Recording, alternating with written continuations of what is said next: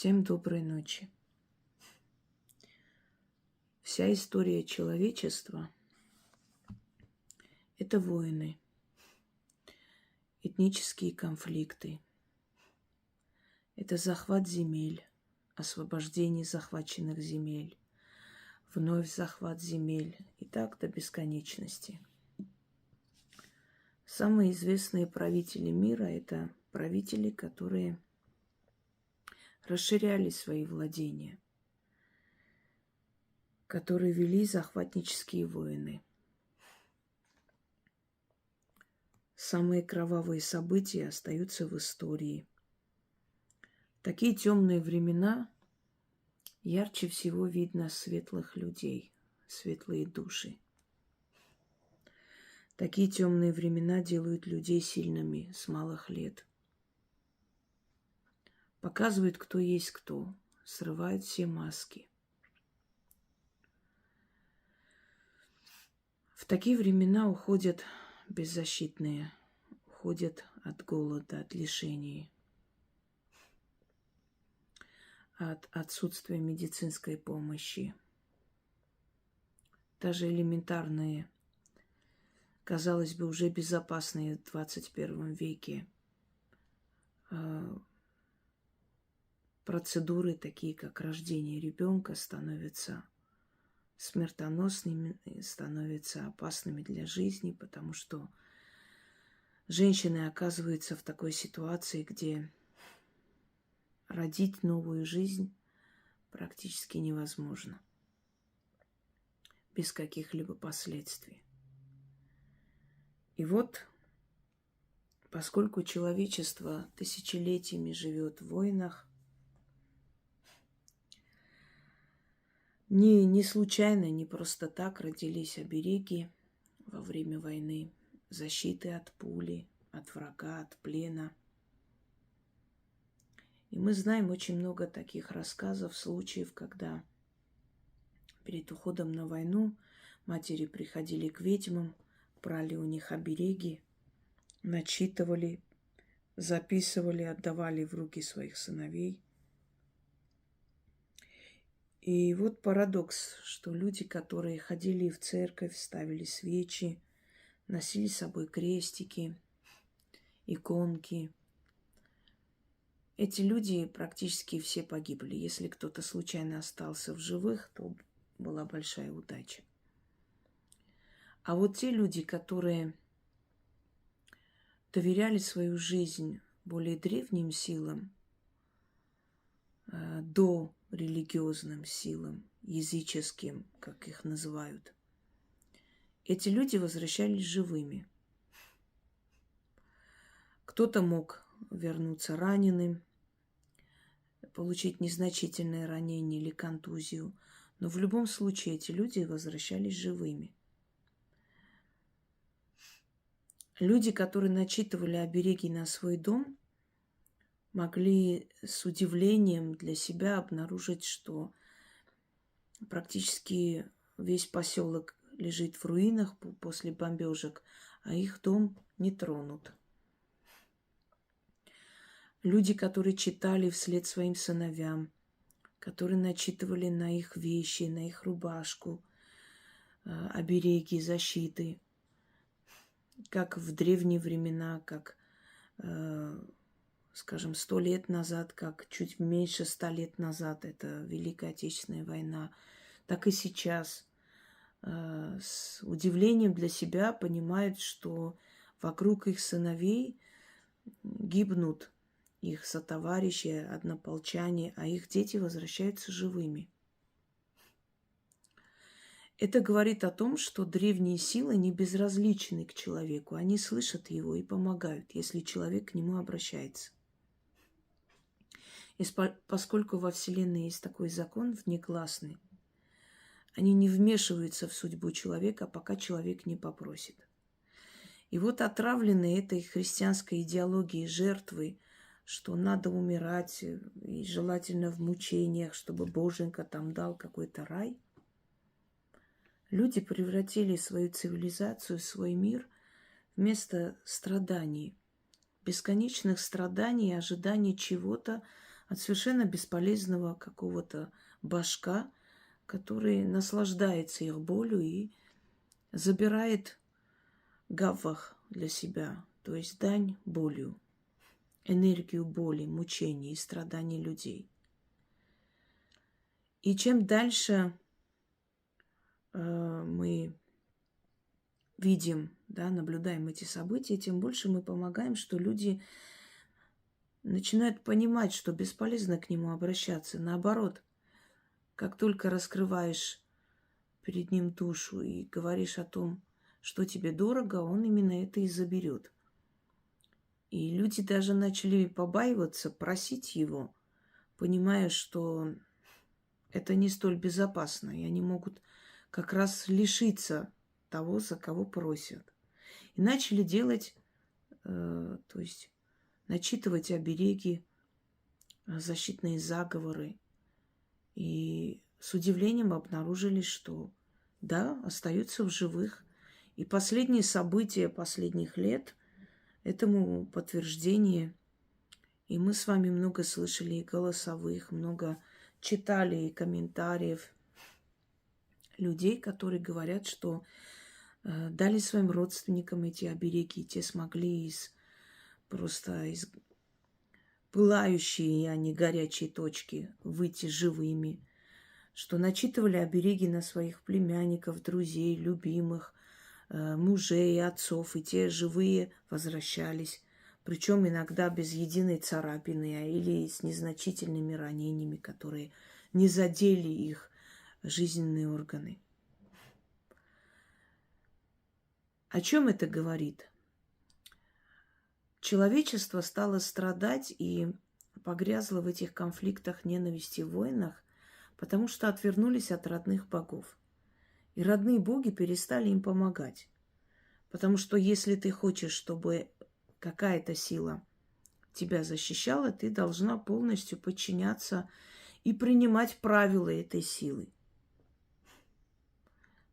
Если ты игнорируешь эту силу, если ты не желаешь слышать, слушать, если ты надеешься на ту силу, которая 2000 лет, кроме крови, кроме ненависти, кроме этнических чисток, кроме войн и страданий, ничего больше человечеству не дало, которое себя исчерпало полностью, и никакой духовности человек не получил и не взял от этой силы, то зачем дальше обращаться к этой силе? То есть это либо мазохизм, либо у человечества, человечество незрелое достаточно, чтобы понимать разницу. Тот, кто тебя мучает, тебя любить не может. Превратившись в рабов от сынов Божьих, сынов богов, и Божьих сынов, да, потому как у каждого бога мы называли отцом и матерью, были сынами этого бога. Мы не задумываемся над тем, что сыну оставляют наследство, что сына оберегают, что сына любят, а раба нет. Раб для того, чтобы служить, раб для того, чтобы работать на этот эгрегор, отдавая свою энергию, жизненную силу. И никто не будет оберегать раба, никто за него не переживает, никто не считается с его внутренним миром и с его страданиями. Мы сами себя от сынов богов сделали их рабами. Точнее, рабами одного не самого добродушного бога. И мы подписались под неким договором, не глядя. Мы приняли все эти законы, каноны игры и удивляемся, что мы живем плохо. Когда человек идет, принимает крещение, когда он крестит своих детей, там сказано, что согласен ли ты мучиться и страдать, как велит наш Господь. Вы говорите, да, согласен. Но в то же самое время вы говорите, почему я несчастна? Почему мир несчастен? Почему столько страданий? Но ведь ты согласился добровольно. Или мы не задумываемся над тем, что говорим, или мы не воспринимаем это всерьез. Мы думаем, что это всего лишь слова, сказанные вот так надо, просто соблюдаем традицию. Но мы не понимаем, что каждое слово сказанное – это некая кодировка. Мы сами себе даем установку страдать, мучиться, умирать в мучениях. Мы идем, молимся святых, которые всю свою жизнь мучились и ушли как мученики, закидываемые камнями, убитые топорами. И эти люди при жизни не видели ничего хорошего. Они не знают, что такое счастье. Для них счастье быть мучениками. А мы просим счастья у тех душ, которые, ну, их представление счастья – это мучение. Бесконечное мучение для какого-то призрачного рая после смерти, какого-то царствия небесного и прочее. И что могут дать те, которые мучились, и для которых счастье – это мучение, что они могут дать человеку? Мучение. Мы знаем очень много примеров, когда человек болеет, и вот он обставил всю свою комнату этими иконами, святой водой, крестами, какими-то мучениками, какими-то мощами, какие-то заговоренные свечи, какие-то иерусалимские нити и прочее, прочее. Все это в одну кучу свалено. Но человек болеет, но дети друг друга ненавидят, но семья разваливается, потому что нас венчают во славу не нашего Бога, не наших богов, не нашей Родины, не нашей нации, потому что крестят не во славу нашего, потому что отрывают от рода и передают чужим людям, называя их крестной матерью и крестным отцом. И мы удивляемся, что мы отдаляемся от своего рода, мы не получаем силу своего рода и помощь своего рода. Ведь мы добровольно соглашаемся отрываться от своего рода. Нас отрывают от своего рода и передают чужой семье, чужой тетке и дядьке, которых мы, может, особо-то и не знаем. Это все сказано в моей лекции «Раскрещивание». Можете открыть, посмотреть. Но я хочу, чтобы вы не удивлялись. Выбирая Бога, мы выбираем судьбу. Выбирая Бога, который сам себя не спас и не спустил с креста, мы выбираем такую же мучительную жизнь. Выбирая богов свободных, дарующих благо, дарующих удачу, мы выбираем такую же судьбу. Свободную, удачливую, без рабства и без мучений. Я вам подарила огромное количество оберегов, которые вы можете читать для себя, для своих детей, для своей семьи в эти непростые времена, когда нас всех закрыли в домах, и у людей была паника, люди теряли работу, теряли свои производства, фирмы. Естественно, это можно понять. Я вам тогда сказала, не переживайте. Я помогу вам выйти из этого кризиса, из этой ситуации победителями. Мы с вами вышли победителями. Практически не ощутили. Более того, в то время, когда люди не знали, как жить, те, которые делали мои работы, ритуалы, причем я дала специально такие работы, для которых не нужны были особые ингредиенты, потому что выйти было невозможно, чтобы их купить. Это у нас рыжик. И поэтому специально для такого времени я дарила работы попроще, в которых не требовалось особо ничего, но которые помогли нам всем выйти из этой ситуации. Когда начались эти бесконечные войны и конфликты, я начала вам дарить ритуалы, которые спасли много жизней. Те, которые услышали, те, которые сделали, начитали, остались живы. И их дети в том числе. Вы можете найти, набрать защиты ведьмина изба, обереги ведьмина изба, защита воина ведьмина изба. И вообще, если чтобы быстрее найти, вы можете просто набрать в Гугле ведьмина изба официальный сайт, потому что там есть сайты, которые созданы нашими подписчиками, зрителями, чтобы сохранить мои работы. Официальный сайт, нажимаете, заходите, видите форум. Нажимаете форум, заходите, и там все эти работы распределены. Для денег, защита, для здоровья, для любви и так далее, и так далее. Вот заходите, где защита, и там находите эти обереги. защитные. Там, где сказано, что вы можете читать для своих близких, их можете читать. Вы просите через силы, через древние силы защитить своих детей, своих мужей, отцов, друзей и так далее. И они вас слышат и защищают. Обереги во времена войны. Времена войны, потому что этих времен будет много. Эти обереги пригодятся вам и в мирное время, если вы боитесь, если у вас есть опасения, если вас преследуют. Но в основном они предназначены для времен войны. Первое. От беды. Чтобы вашей семье, то есть вашу семью не коснуло. Вашей семьи не коснулась, правильно сказала, беда. Вас не коснулась. Вы можете сказать, то есть читать для себя. Вы можете сказать, храни не меня, а храни нас всех, храни мою семью, если вы находитесь в одном месте. Если ваш сын, муж находится в горячей точке, на горячих точках, я уж не знаю, как правильно звучит, уже по-всякому, мне кажется, правильно.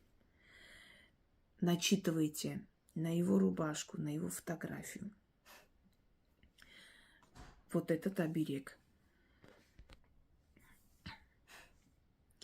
Хранитель мой, стражник, защитник мой и друг, храни меня в доме и в поле, в дороге, на воде и на суше.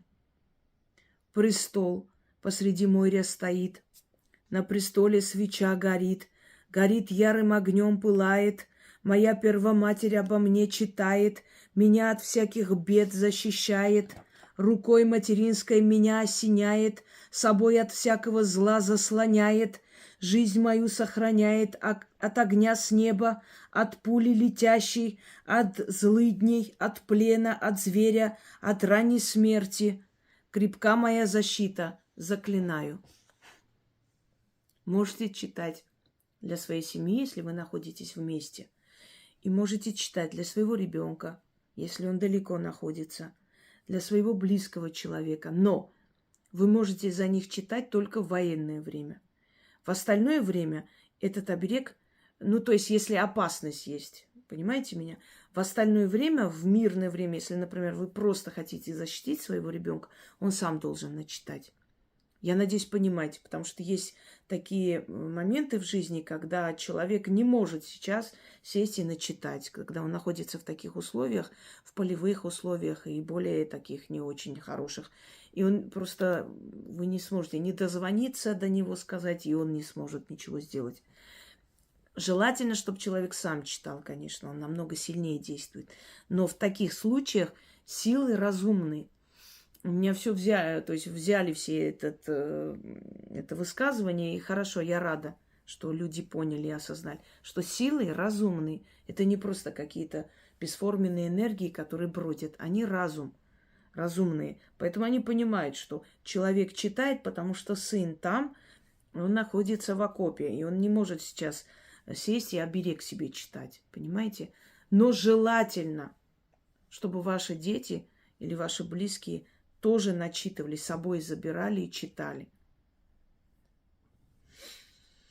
Еще раз. От беды. Я так назвала. Хранитель мой, стражник, защитник мой и друг, храни меня в доме и в поле, в дороге, на воде и на суше. Престол посреди моря стоит, на престоле свеча горит, горит ярым огнем пылает.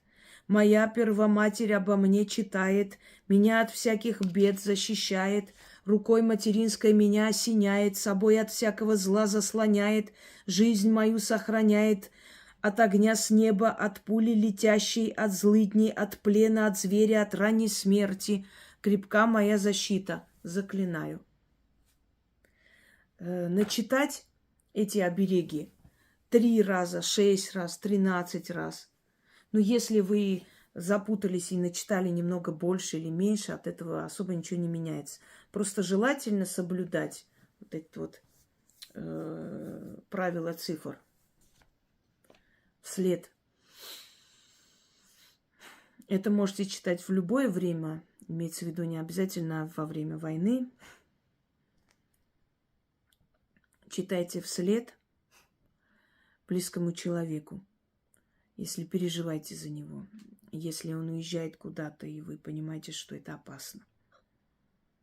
Но если он не находится рядом с вами, и у вас предчувствие нехорошее, вы можете открыть окно и читать. Это тоже вслед. Вы ему вслед отправляете, хоть он там не стоит. Великие боги, благословите его дорогу. Пусть так же, как из дома идет, живым и здоровым назад придет. Храните его, боги, в лесу и в поле, на земле и на море, от гада ползучего, от зверя прыгучего. Отведите от него злых людей. Заслоните собой, от зверей спасите его от... Заслоните собой от зверей, спасите его от тех дверей, куда его введут, но не выведут. Живой, здоровый уходит, живой, здоровый пусть назад приходит. Заклинаю. Великие боги, благословите его дорогу.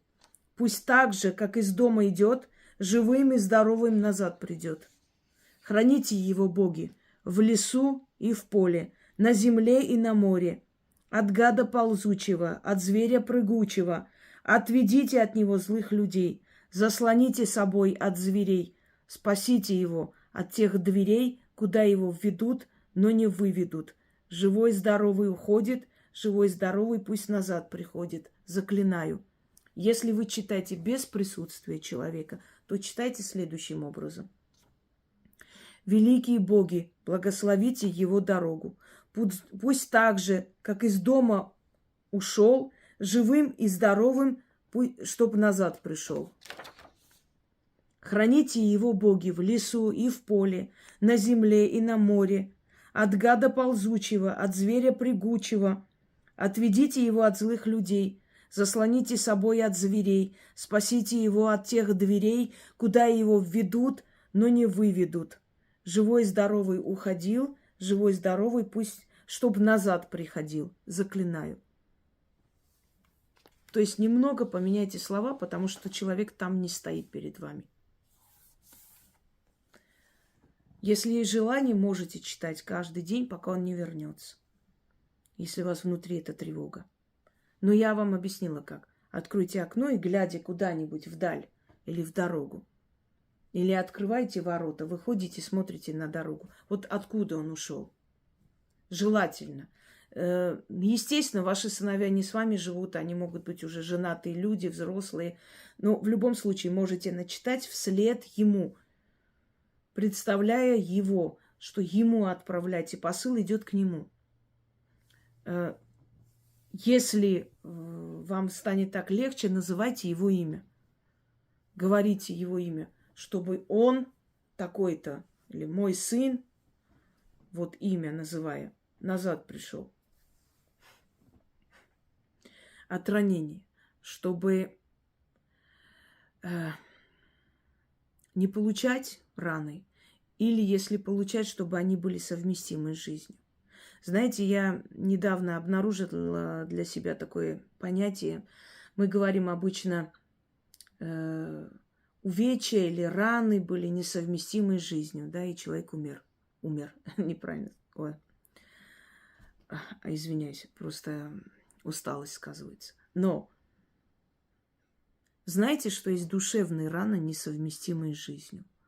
Вот я пришла к этому выводу, что есть и душевные раны, которые несовместимы с жизнью, что человек после таких душевных ран, он меняется, просто в корне меняется.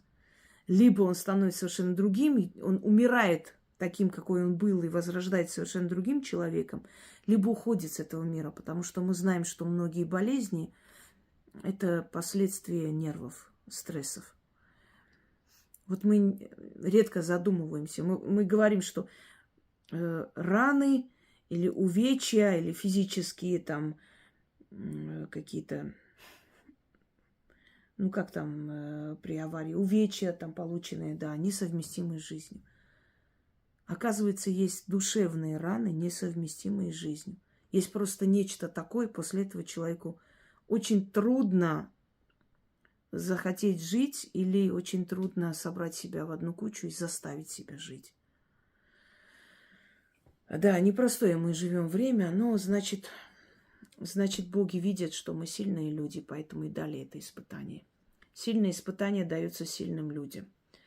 Человечество так погрязло в комфорте, наверное, нам нужна была эта тряска, знаете, вот просто вот за шкирку взять нас и прям потрясти, как котят, чтобы мы поняли, осознали, что не всегда бывает. Вот мы привыкли как-то к однообразию, мы привыкли не просто к комфорту, как бы сказать, все уже забыла это слово, к постоянству. И мы не задумываемся над тем, что все, что у нас есть, в один момент может потеряться. И у многих людей так теряется и потерялось. Вплоть до жизни, до родных и близких. И, наверное, видя это все, мы начинаем больше ценить свою жизнь и те возможности, которые нам дали. Я начинаю уже приходить к этому выводу, что это все дается не просто так. Ну и, как я вам уже говорила, в темное время особенно ярко видны светлые люди. По-моему, это поговорка Апачи. Трудные времена рождают сильных людей. Сильные времена делают хорошее время. Хорошее время рождает слабых людей. Слабые люди делают трудные времена. Круговорот времени. Итак, от ранений. Боги и духи, души родные, тебя благословляют. Каким я тебя провожаю, таким тебя и встречаю. Ляг мой оберег, имя, ему вслед. Сохрани, спаси от зла и от бед. Для врагов ты стань невидимым. Для пули стань неуязвимым. Живым идешь, живым вернешься. Истинно так. Ключ, замок, язык. Заклято. Если человек уже уехал, начитывайте на его фотографию. Каким я тебя проводила, таким я тебя и встречаю. Или встречу. Здесь не имеет особого значения. Здесь это не слова-ключи. Это просто как бы немного видоизмененность, чтобы вы попали в цель. Боги и духи, души родные, тебя благословляют. Каким я тебя провожаю, таким тебя и встречаю. Ляг мой оберег ему вслед. Сохрани, спаси от зла и от бед. Для врагов ты стань невидимым. Для пули стань неуязвимым. Живым идешь, живым вернешься. Истинно так. Ключ, замок, язык. Заклинаю. От плена я вам давала уже заговоры, ритуалы для освобождения от плена, связать врага, чаракап называется. Много я дарила работ, и эти все работы очень-очень-очень много кому помогли, и это замечательно. Меня немного отвлекли. Я иногда задумываюсь над тем, что смерть намного большее благо, чем плен. Ну, смотря куда попадают люди. Если они попадают в руки воинов,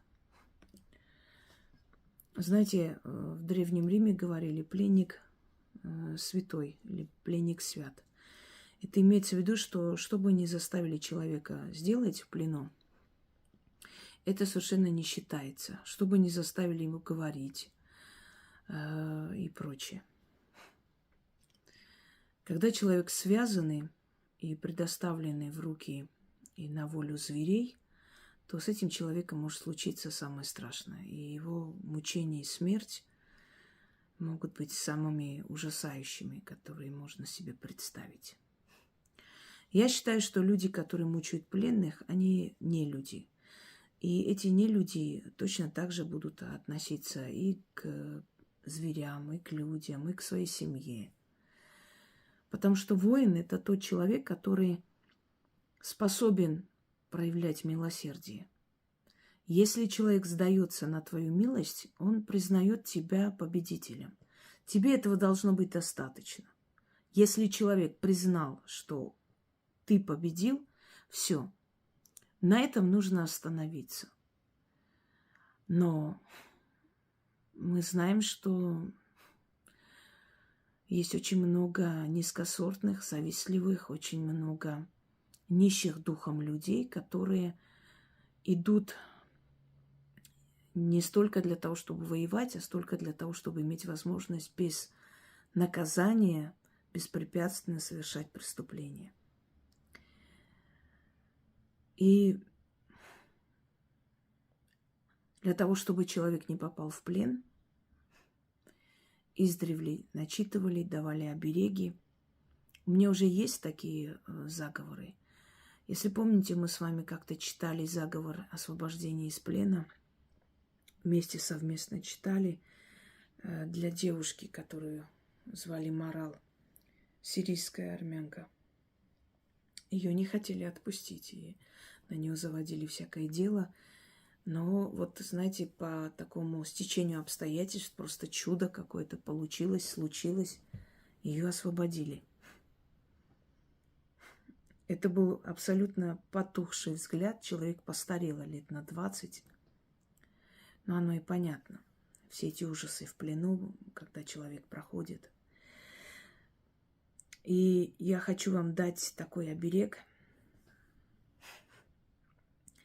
Читайте, взяв в руки рубашку своего сына или мужа, фотографию на его имя, представляя его. Но чем больше есть у вас предметов-посредников, то есть его вещей, его фотографии, его там одежда, предметы его, тем сильнее это сработает. Потому что предметы-посредники, они не просто так являются предметами-посредниками. Они сохраняют энергию человека. Они привязаны к этому человеку. Именно поэтому не рекомендуется незнакомым людям дарить свои вещи. Потому что ты не знаешь, как они к тебе относятся. Это не говорится о том, что когда люди, например, жертвуют свое там имущество, которое они не носят бедным людям, это люди, которые тебя не знают. Они тебя не знают, и они никак к тебе не относятся. А вот бывает, что в молодости подруги очень любят примерять твои вещи. Тем самым они могут очень легко и просто украсть твою судьбу и твою удачу. И через некоторое время совершенно неудачливая, некрасивая, глупая подружка может встретить нормального парня, а ты расстанешься, а ты всю жизнь будешь одна. Вот почему. Возьмите в руки вещь своего сына или мужа, или друга, или его фотографию, смотря для кого вы читаете, и начитывайте 6 раз. Стоит палач с ключами, стоят злые духи со злыми очами. Пошлите боги ему, хранителя, а его врагам могучего усмирителя. Пусть силы его сохраняют, врагов к его телу не допускают. Жизнь его и душу его спасают. Враги его не увидят, не изловят, не навредят ни днем, ни ночью, ни утром, ни вечером. Истинно так, заклинаю. Стоит палач с ключами, стоят злые духи со злыми очами. Пошлите боги ему, хранителя, а его врагам могучего усмирителя. Пусть силы его сохраняют. Врагов, да что такое, отвлекаюсь, врагов к его телу не допускают. Жизнь его и душу его спасают. Враги его не увидят, не изловят, не навредят ни днем, ни ночью, ни утром, ни вечером. Истинно так. Заклинаю. Дайте. Дальше. Да, это, наверное... Нет, предпоследний, еще 2. Так.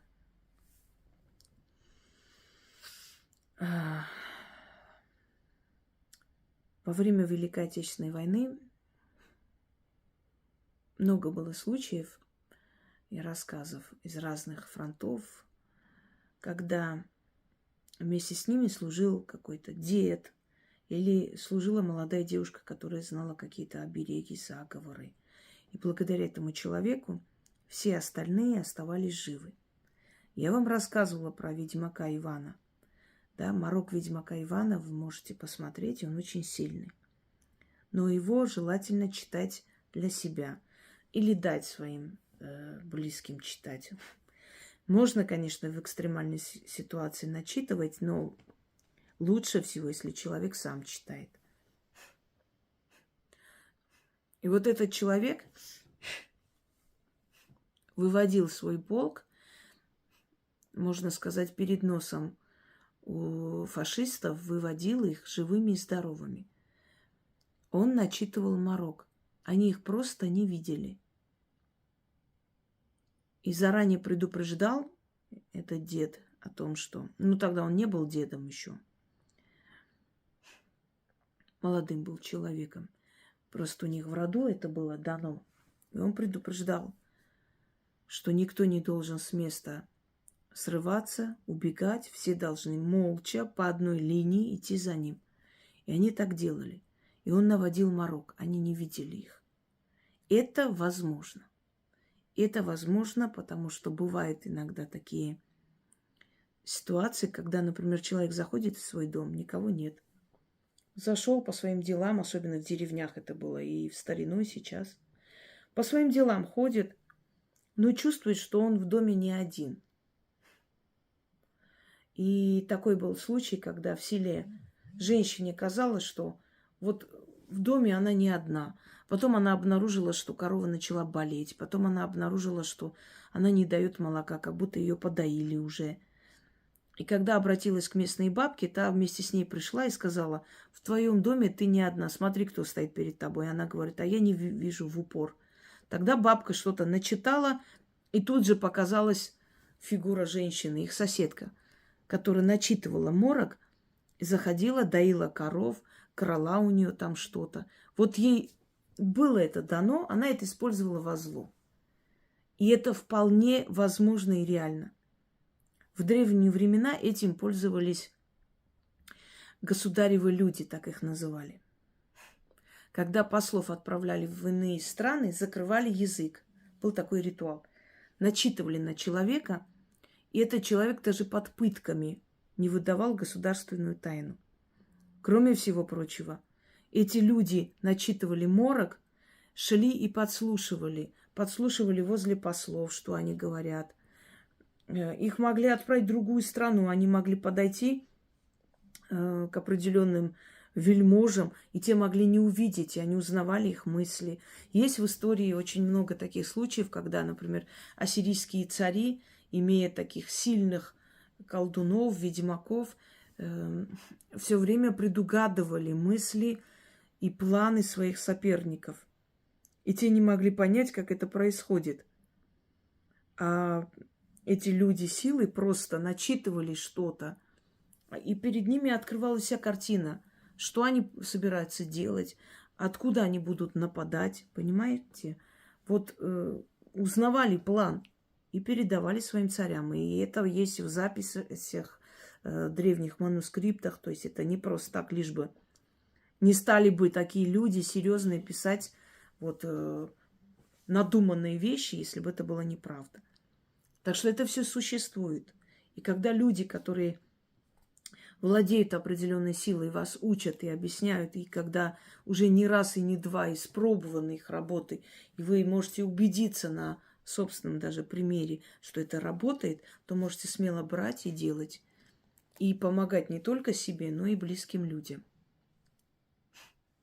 Вот пройти незамеченным. Вы можете это начитывать во время опасности. Если в вашей стране преобладающее большинство, скажем так, не очень разумные люди, опьяненные кровью и всякими фальшивыми ценностями, да, и вот они устраивают погромы. Мы знаем, такие случаи их много. Начитать на себя, на семью. Но вот этот заговор может читать человек и для своего близкого, который находится в зоне конфликта. Но сильнее всего сработает, если человек для себя прочитает. То есть дать этим людям этот заговор собой, чтобы в момент опасности они читали. Поднимись, черный туман, наведи непроглядный дурман. Туман, сгущайся, туман, поднимайся, тенью черной обернись, чтобы не видели меня, чтобы не видел меня никто, как слепец не видит, а глухой не слышит, как мертвый не дышат, так и враги меня не увидят. Оглохнут они, меня не услышат, не заметят, не ощутят. Мимо них пройду, невидимый, истинно так, заклинаю. Если вы читаете для другого человека, его, и называть его имя, там, такого-то там Ивана не увидят, не услышат. Я надеюсь, поняли, каким образом это работает. Поднимись, черный туман, наведи непрогляд и дурман. Туман, сгущайся, туман, поднимись, тенью черной обернись, чтобы не видел меня никто, как слепец не видит, а глухой не слышит, как мертвый не дышат, так и враги меня не увидят, оглохнут они, меня не услышат. Не заметят, не ощутят, мимо них пройду невидимый, истинно так, заклято. Срабатывает с первого раза, но желательно читать 6 раз. Есть такие слова и обереги, что когда на вас кто-то нацелил оружие, то этот человек не только не сможет вас убить, а впоследствии он сам погибнет от пули. Я много давала вам таких оберегов, таких работ. Сегодня хочу вам дать такой оберег, который испробован не раз. Примерно такой оберег я дала людям, которые недавно снялись с места и сбежали с своей родины для того, чтобы избежать смерти своей и своих близких. И эта семья мне написала, что стреляли, и рядом падали люди, гибли люди с детьми на руках, но их словно просто не видели.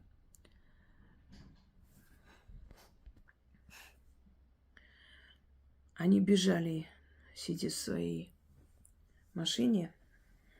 У них маршрутное такси. Зарабатывал так их муж.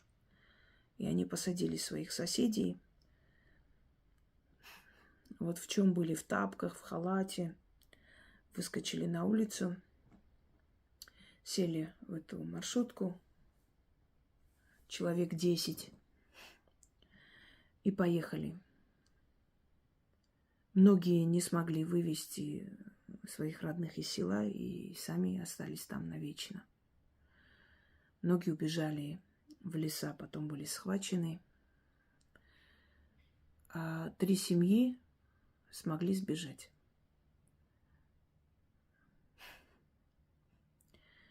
Она говорит, что ночью их покойная бабушка пришла и сказала на чисто арцахском наречии, чтобы они, если хотите жить,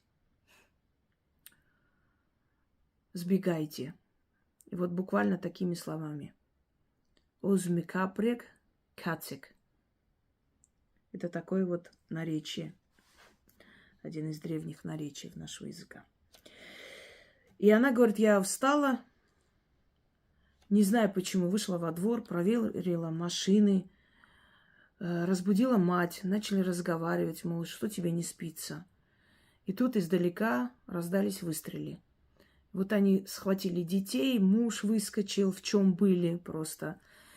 Значит, соседи побежали. Куда нам деться? Они быстро садитесь в машину.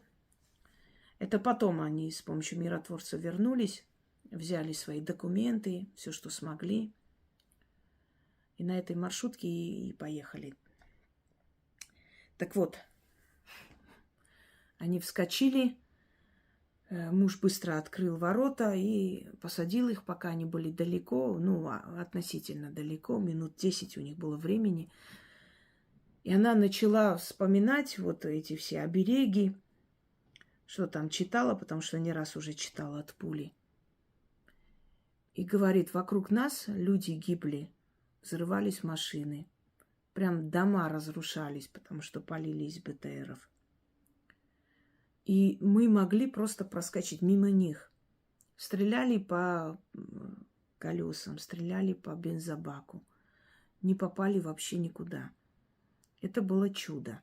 И они спаслись. Я вот сегодня вам дарю этот заговор, который сотворил то самое чудо. Пуля не долетает. Не может человек попасть в вас, в вашу семью. Не получается. Хотя стреляют не холостыми. Заговор следующий. Читать столько раз, сколько надо, чтобы стихла стрельба, если вы попали под обстрел. Либо 6 раз читать перед выходом из дома. Если ваш муж работает в определенных структурах и очень опасной работой, вы знаете, что такое возможно. Если он находится на горячей точке, муж, сын, брат, любимый, сестра, мать, неважно. Читайте на их имя, если у вас нету рядом ничего из их предметов. Читайте, взяв в руки их рубашку. Родная кровь, она творит чудеса. Генетическая связь, духовная связь. Очень важно. Здесь сказано ко мне. Если вы для него читаете, к нему говорите. К Игорю, к Андрею, к Сергею, к Ивану, к Марине. Понимаете? Ко мне, духи-хранители. Вон враг идет, мне погибель несет. Пусть его оружие превратится в дубину. Не убить ему меня. Он не стрелец, он мертвец. Чтобы он ослеп, окривел. Его оружие палило бы, да не валило бы. Стреляло бы, да не губило бы. Хранители мои со мной спасут меня и укроют, заклинаю. Ко мне, духи-хранители, вон враг идет, мне погибель несет. Пусть его оружие превратится в дубину. Не убить ему меня. Он не стрелец, он мертвец, чтобы он ослеп, окривел. Его оружие палило бы, да не валило бы. Стреляло бы, да не губило бы. Хранители мои со мной спасут меня и укроют, заклято. Ко мне, духи-хранители, вон враг идет, мне погибель несет. Пусть его оружие превратится в дубину. Не убить ему меня. Он не стрелец, он мертвец. Чтобы он ослеп, окривел, его оружие палило бы, да не валило бы. Стреляло бы, да не губило бы. Хранители мои со мной спасут меня и укроют. Заклято. Это очень сильные работы. Даже читая их, определенная сила уходит. И чувствуешь ужасную усталость. Но это восстанавливается быстро в моем случае. Берегите своих близких и себя. И относитесь очень серьезно к древним силам. Только эти силы помогают человеку. Оберегают его семью, его близких. Это уже доказано не раз. Поэтому пользуйтесь во благо себе и своим близким. Удачи вам, берегите себя и живите долго, счастливо. И если уж дано уйти, а каждому из нас дано уйти, Пусть каждый из нас уйдет в свое время без мучений, в своем доме, окруженный родными и близкими. Это самая лучшая смерть. Всем удачи!